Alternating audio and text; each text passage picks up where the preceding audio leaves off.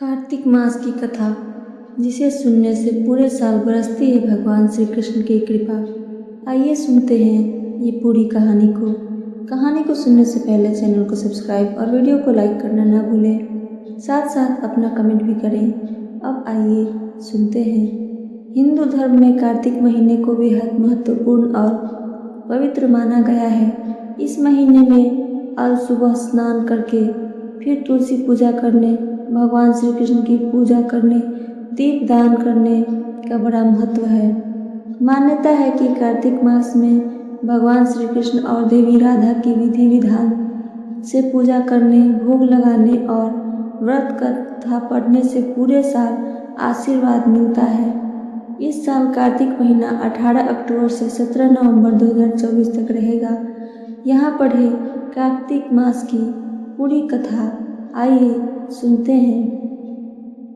पौराणिक कथा के अनुसार जब देवर्षि नारद श्री कृष्ण से मंत्रगना करने चले गए, तब हर्ष से गदगद होकर सत्यभामा ने अपने पति श्री कृष्ण से कहा, हे स्वामी, मैं धन्य हूँ, मेरा सफल जीवन धन्य है। मैं अपने को कृतकृत्य समझती हूँ। मेरे जन्मदाता वे माता पिता भी धन्य हैं, क्योंकि उन्होंने निसंदेह त्रैलोक्य सुंदरी मुझ सत्यभामा को जन्म दिया है।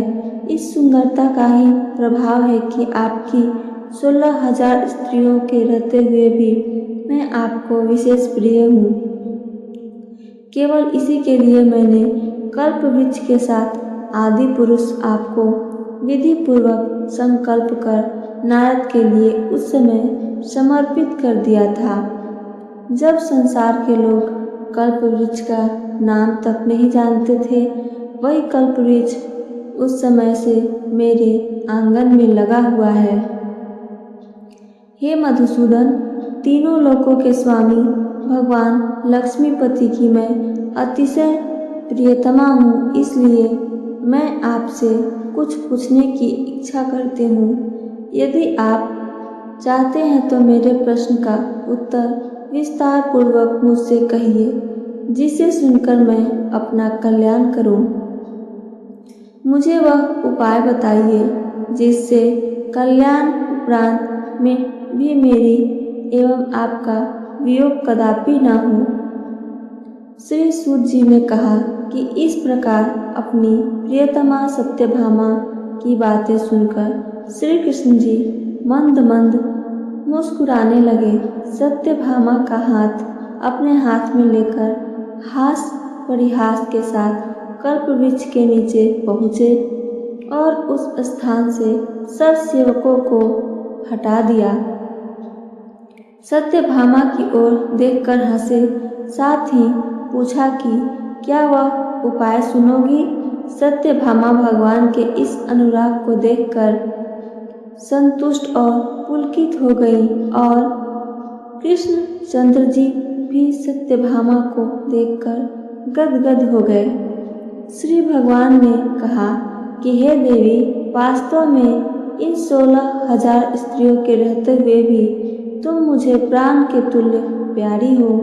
तुम्हारे लिए तुम्हारी कल्प वृक्ष वाली जिद रखने के लिए देवताओं के साथ इंद्र से भी लड़ गया था।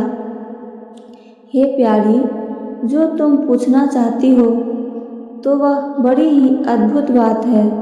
तुम्हें मैं जो किसी को न देने वाली बहुमूल्य वस्तु को भी दे देता हूँ, न करने वाला काम भी करता हूँ, छिपाने वाली बात भी कह देता हूँ, तो फिर मुझसे पूछने की आवश्यकता ही क्यों थी। तुम्हारे मन में जो प्रश्न हो पूछो, मैं कहूँगा। सत्यभामा ने कहा, हे नाथ, मैंने पूर्व जन्म में कौन सा दान, व्रत अथवा तपस्या की थी जिसके प्रभाव से मैं संसार में पैदा होकर भी संसार की बाधाओं से मुक्त हूँ और आपकी अर्धांगिनी हूँ। सर्वदा गरुड़ पर सवारी करती हूँ। आपके साथ इंद्र आदि देवताओं के यहाँ आपके जाने पर आपके साथ मैं भी जाती हूँ। यही मैं पूछती हूँ कि मैंने उस जन्म में कौन सा शुभ कर्म किया है। पूर्व जन्म में मैं कौन थी, मेरा कैसा स्वभाव था और मैं किसकी पुत्री थी। श्री कृष्णचंद्र जी ने कहा, हे प्रिय, तुम सावधान होकर सुनो।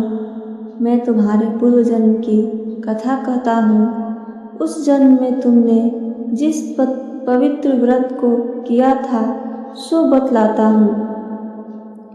जबकि सतयुग का अंत हो रहा था, उस समय मायापुरी में एक अत्रि गोत्र वाला देव शर्मा नामक ब्राह्मण निवास करता था। वह समस्त वेदों तथा वेदांगों में पारंगत, अतिथि पूजक, अग्निहोत्री तथा सूर्य नारायण का व्रत करता था।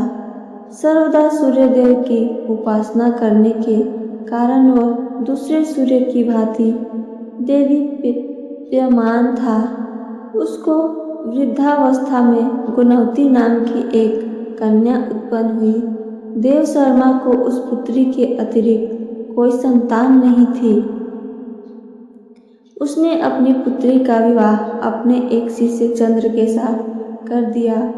पुत्र विहीन देव शर्मा अपने शिष्य चंद्र को अपने पुत्र के समान मानते थे और जितेंद्रिय चंद्र भी देव शर्मा को अपने पिता के सदृश समझता था।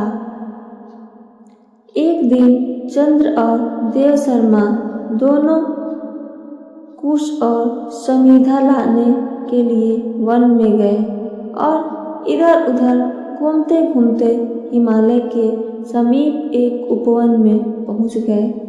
तब उन्होंने एक विकराल राक्षस को अपनी ओर आते हुए देखा। उसे देखकर ये दोनों भय से व्याकुल हो गए। शरीर के अंग शिथिल हो गए और वे भागने में असमर्थ हो गए। यम स्वरूप उस राक्षस ने उन दोनों को मार डाला।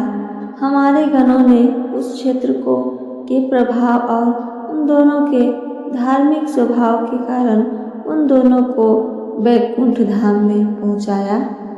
जीवन भर उन दोनों ने जो सूर्यदेव का आराधना किया था, उसी से मैं उन पर बहुत प्रसन्न था। हे प्रिय, शैव सूर्योपासक गणेश और पूजक वैष्णव और शक्ति के पूजक जैसे वर्षा का पानी समुद्र में गिरता है, उसी भांति ये सब अंत में मेरे ही समीप आते हैं।